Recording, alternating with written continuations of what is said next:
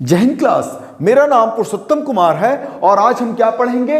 UP GK का मैं एक पूरा सामान्य परिचय, मैंने आपको एक सीरीज बना रखा है। अभी हमारा टॉपिक चल रहा है उत्तर प्रदेश का सामान्य परिचय। इसको पूरा थॉरली हम पढ़ेंगे, ठीक है। यूपी जीके पढ़ना जरूरी है क्योंकि 7 से 8 क्वेश्चन आपके एग्जाम में आते हैं, खासकर यूपी के एग्जाम में, चाहे आरओ हो, चाहे यूपी पीएससी हो, चाहे कुछ भी, let it be any job in किसमें? उत्तर प्रदेश में। आपको ये पढ़ना जरूरी है, जरूरी भी है और मजबूरी भी है, ठीक है जी।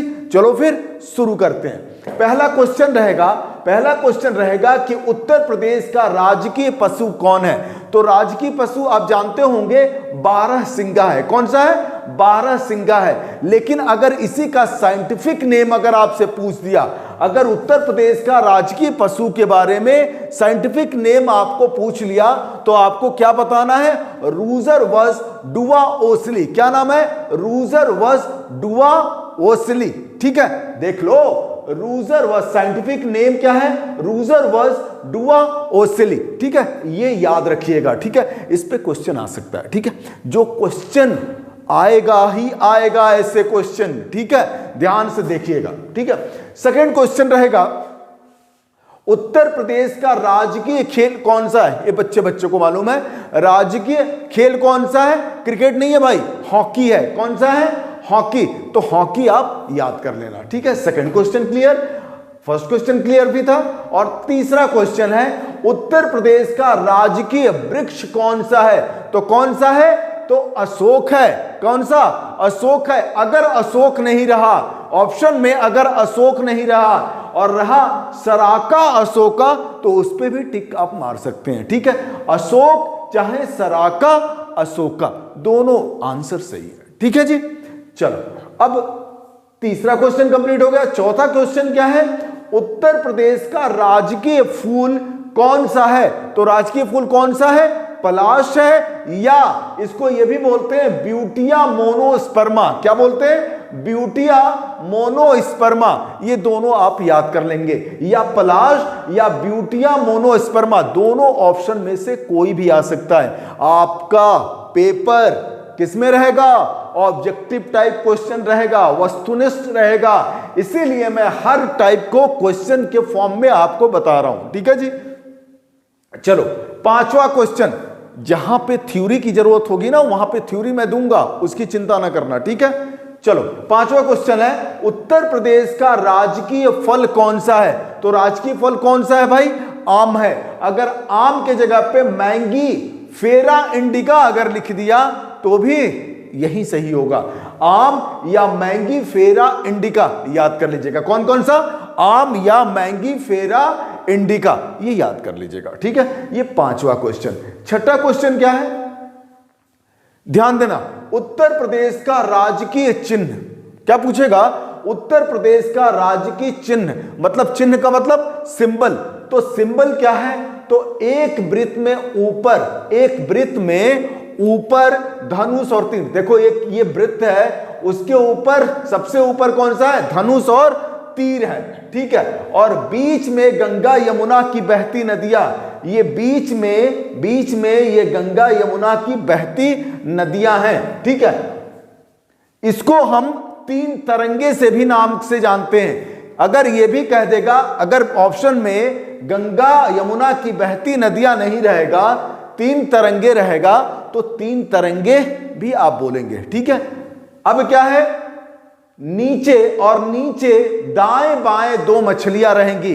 नीचे देखो, ये नीचे दाएं बाएं दोनों तरफ एक एक मछलियां रहेंगी, मतलब 2 मछलियां रहेंगी, ठीक है। ये 3 चीज आपको किसके अंदर मिलेगा?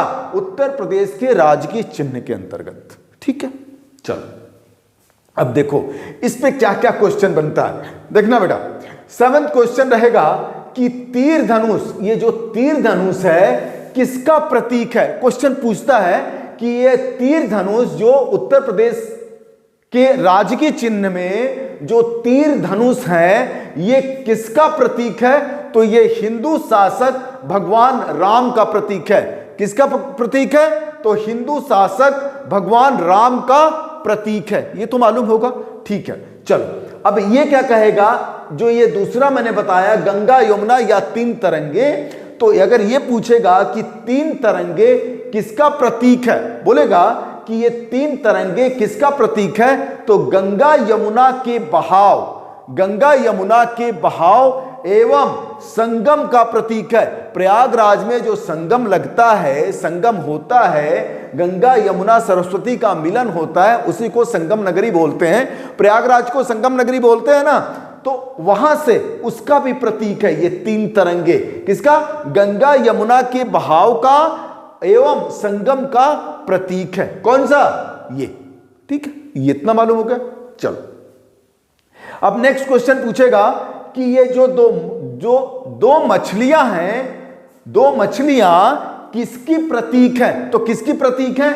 अवध में मुस्लिम शासक, अवध में मुस्लिम शासन का प्रतीक है। किसका प्रतीक है?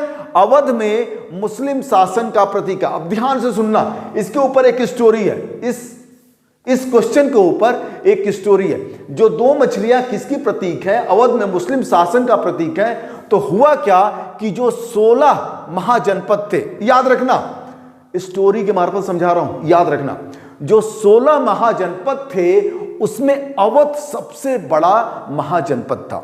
ठीक है, तो क्या हुआ, ऐसा कहा जाता था कि जो अवध पे राज कर लेगा, क्या ऐसा कहा जाता था कि जो अवध पे राज कर लेगा वो सब पर राज कर लिया, वो सब पर राज कर लिया। तो ये दोनों प्रतीक हैं कि इस पे मुस्लिम शासक, मुस्लिम शासन यहां पे हुआ था, उन्होंने, उसका ये प्रतीक है। ठीक है, चाहे मुस्लिम शासन बोलो चाहे मुगल बोलो, ठीक है, दोनों एक ही चीज। ठीक है, समझ में आ गया इन दोनों की स्टोरी, दोनों मछलियों की स्टोरी। ठीक है, चलो अब लास्ट क्वेश्चन क्या है कि उत्तर प्रदेश का राज चिन्ह कब स्वीकृत किया गया था? कब स्वीकृत किया गया था, ये क्वेश्चन आता है। कब किया गया था? 1938 में, 1938 में। ठीक है, ये क्वेश्चन मैं आपके लिए लेके आया था। उम्मीद कर रहा हूं कि आपको अच्छा लग रहा होगा ये सीरीज। ठीक है, पूरा top to bottom, bottom to top, ठीक है, बॉटम टू टॉप एकदम लेवल से चलेंगे। ठीक है, अभी कुछ लोगों को ये समझ में आ रहा होगा कि छोटी छोटी चीज बता रहा है, भाई बड़ी बड़ी चीजें भी बताएंगे, चिंता ना करो। ठीक है, तुम्हारे लिए भी, आपके लिए भी मटेरियल आएगा, आपके लिए भी कंटेंट आएगा, चिंता ना करो, अड़े रहो, डटे रहो। ठीक है, निकालना है वर्दी। ठीक है, वर्दी का एग्जाम है, निकालना है इसको। ठीक है जी, थैंक यू सो मच, जय हिंद।